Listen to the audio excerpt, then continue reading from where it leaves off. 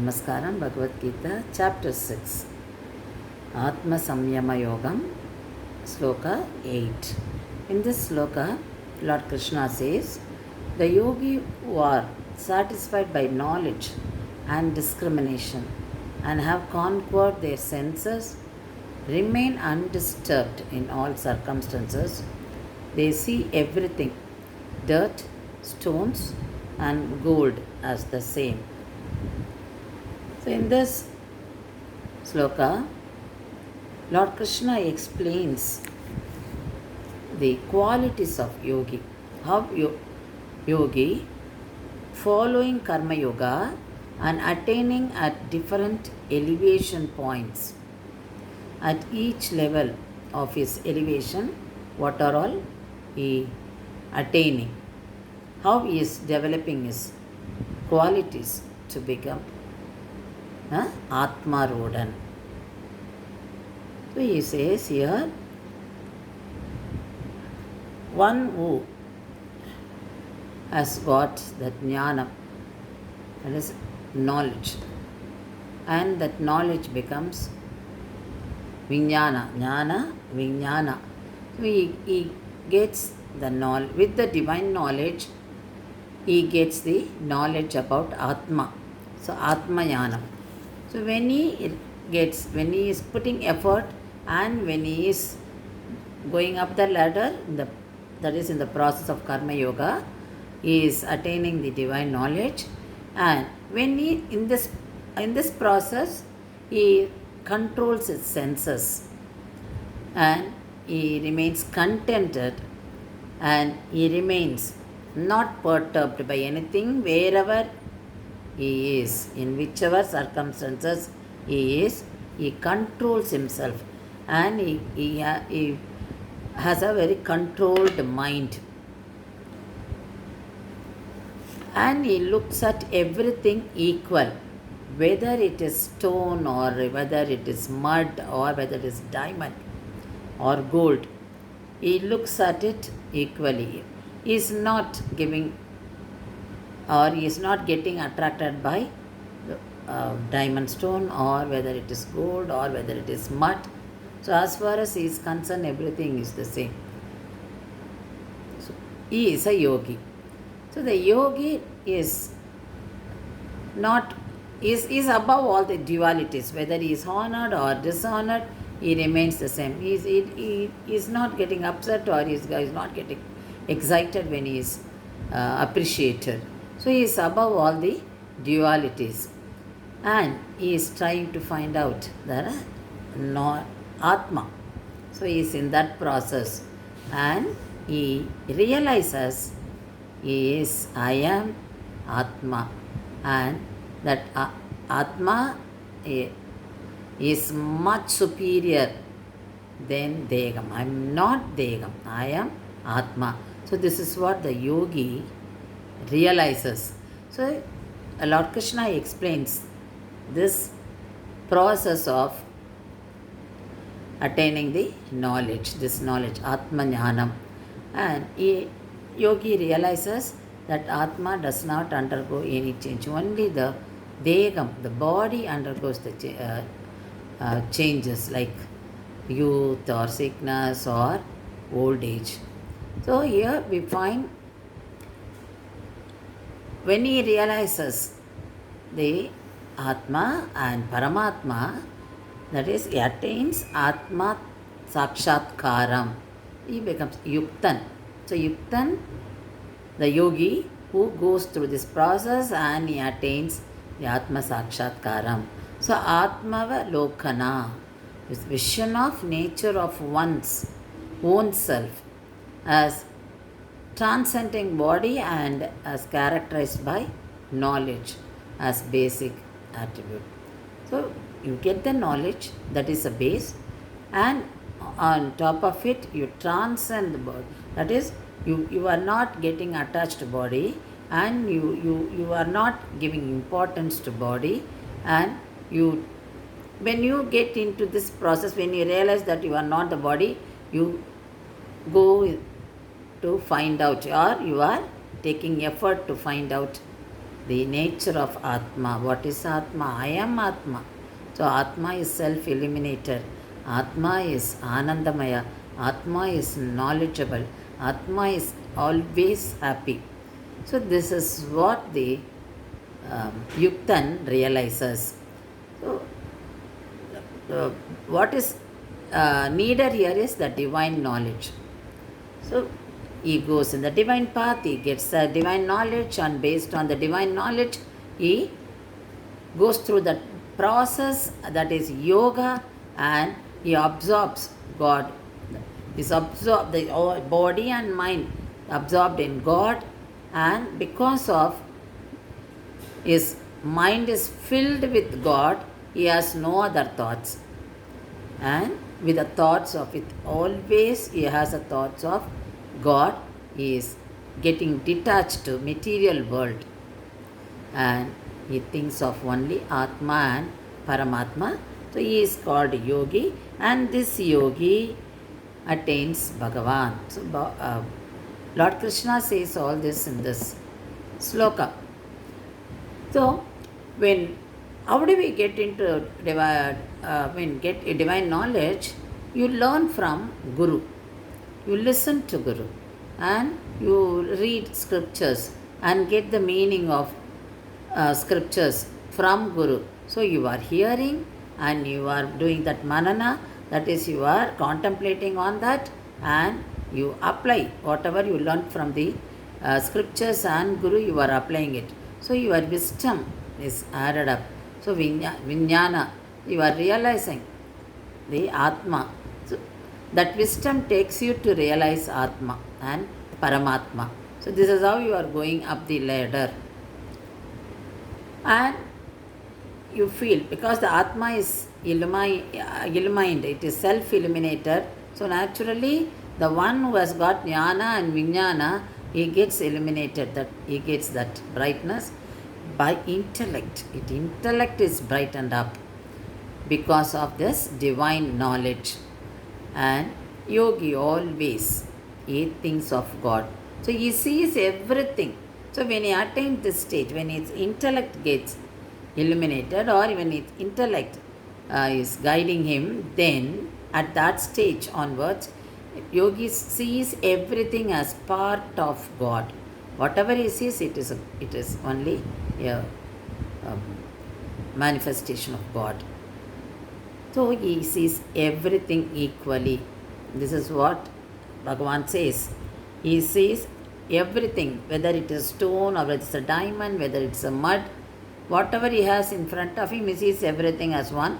So he is not getting attracted by this. So in the sloka we find Jnana Vijnana Triptatma. Triptatma, the one who has realized the knowledge and the effect of what is the use of getting that knowledge. So he is at that stage. So he knows very well he is in the realized stage. Then we find Kudastha. Kudastha, one who distances himself from senses. The next one, Vichitendriya. Vichitendriya, one who subjugated the senses. So one who is keeping himself from senses, and who is completely away from senses, that means not getting detached from senses. And Yukta, one who has gone up the ladder of Karma Yoga, Yukta. That is one who attains the Atma Sakshatkaram.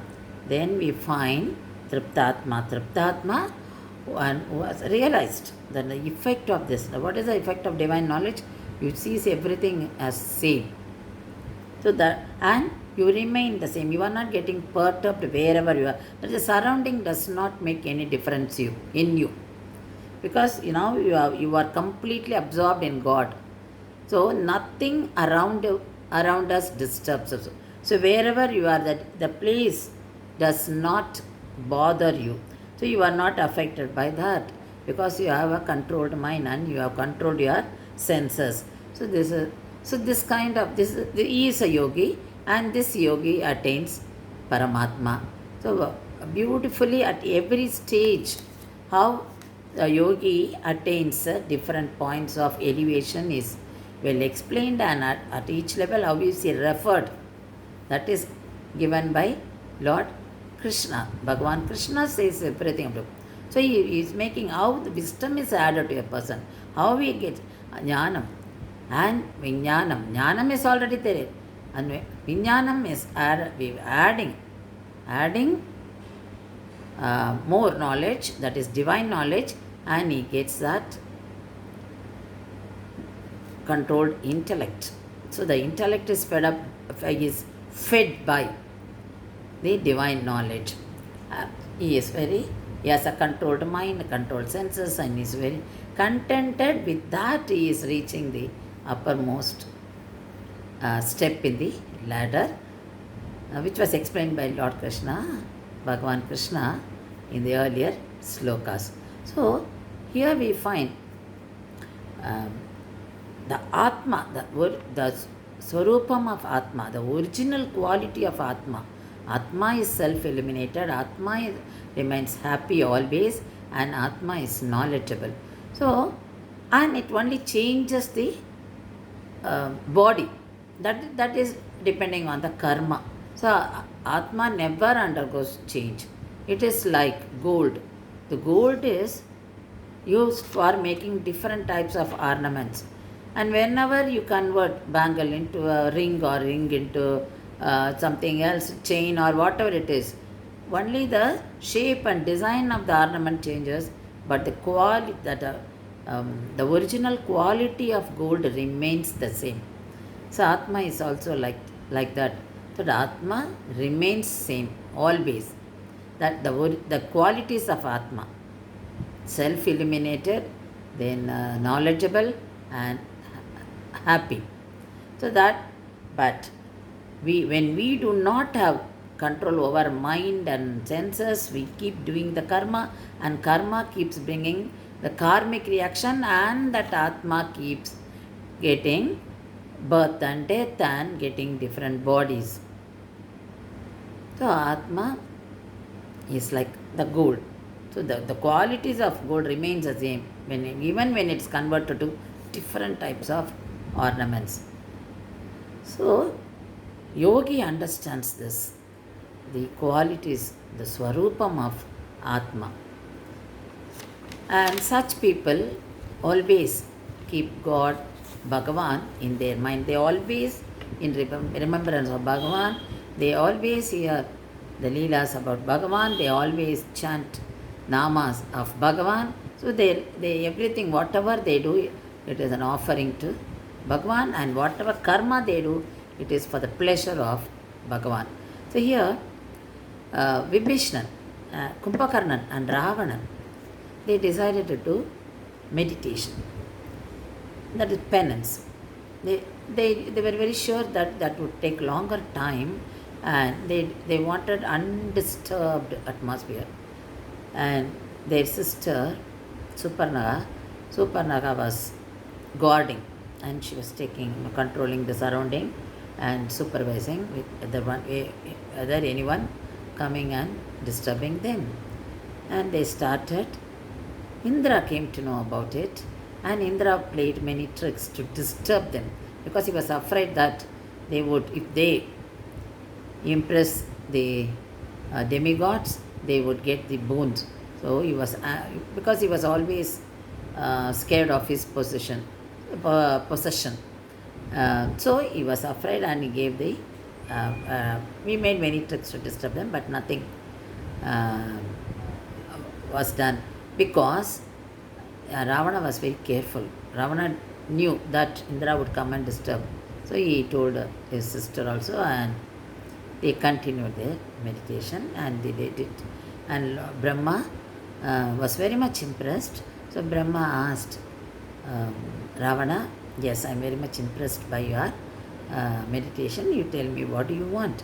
Then Ravana said, I want immortality. Then Brahma said, no, that you cannot attain that. Then Ravana asked, okay, I should not be killed by Gandharvas, Devas, Yakshas and Rakshasas. Brahma said, yes, that can be granted. He granted that. Then Kumbhakarna. Kumbhakarna, he had his desire was mainly in sleeping and eating. So he asked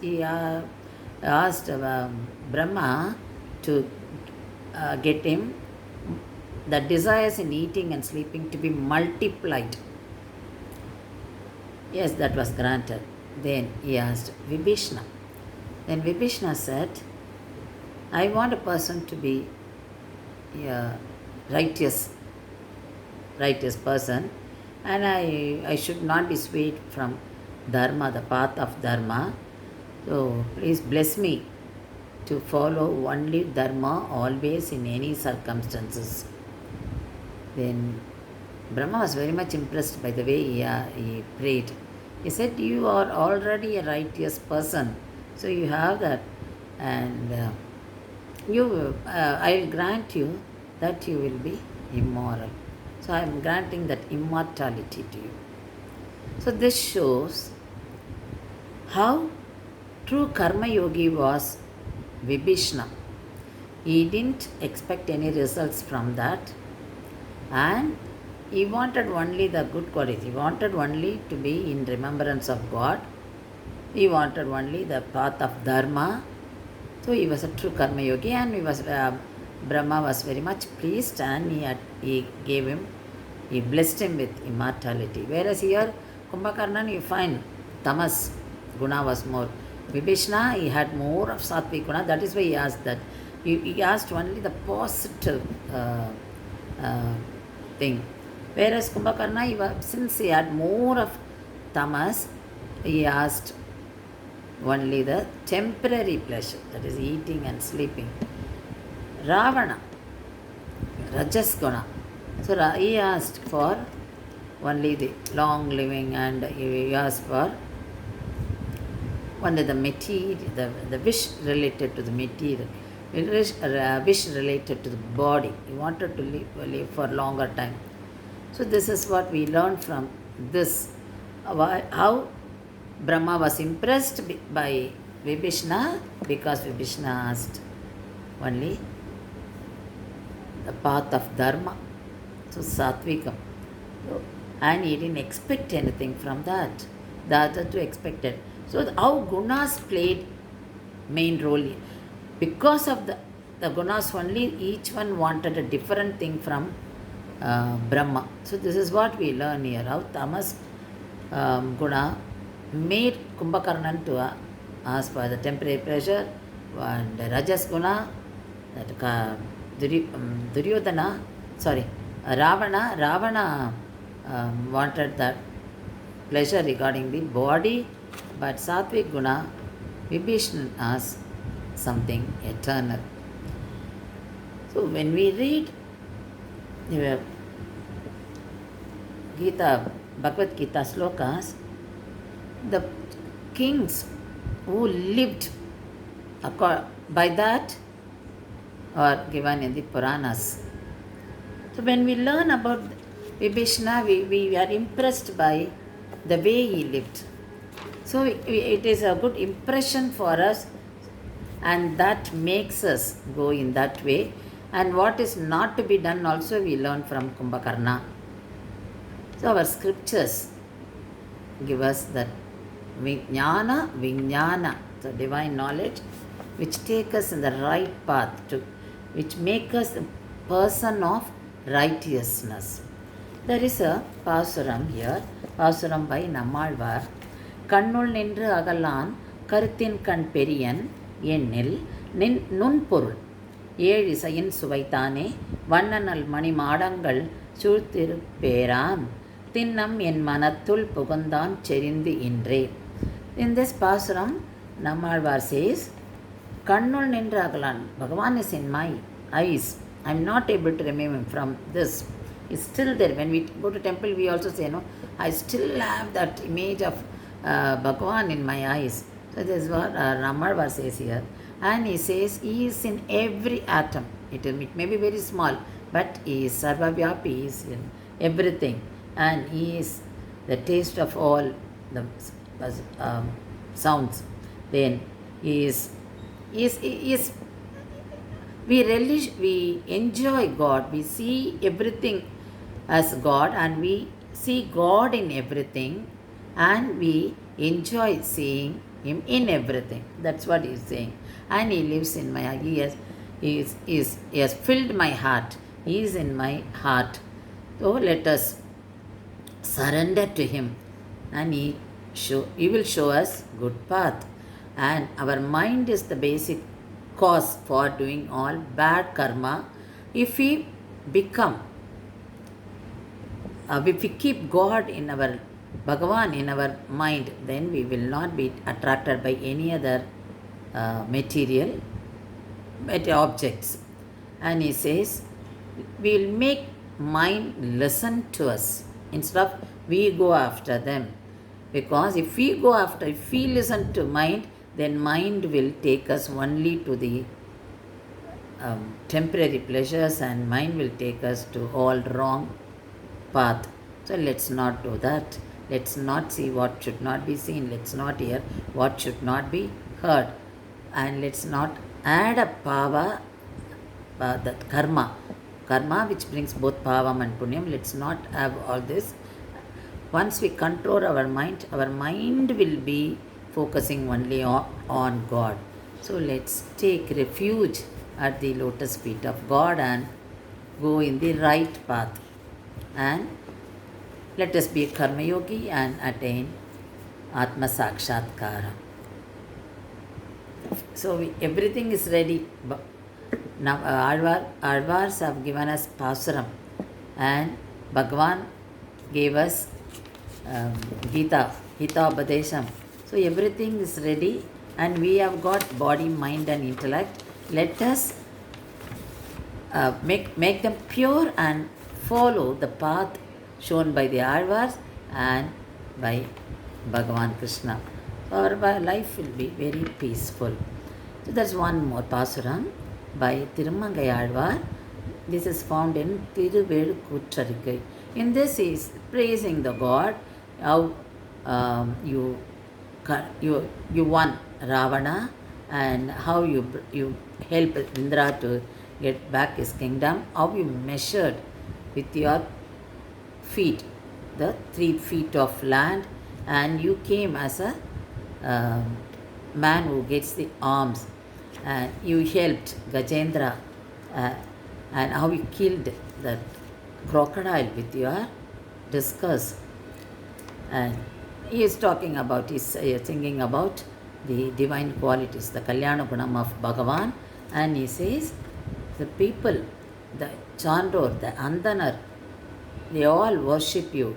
They grow 3 types of Agni, and they chant 4 types of Vedas, and they do yagas of 5 types, and they do 6 types of actions without any defects.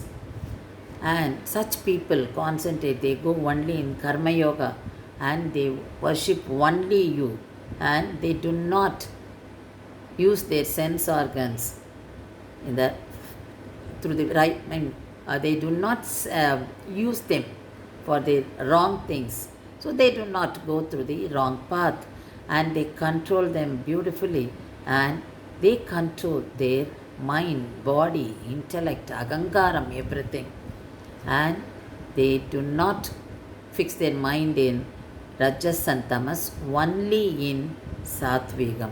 So such people are blessed and protected by you, one who carries, who holds Changa, Chakram, that is this conch, then that will bow, then wall, sword and thunder.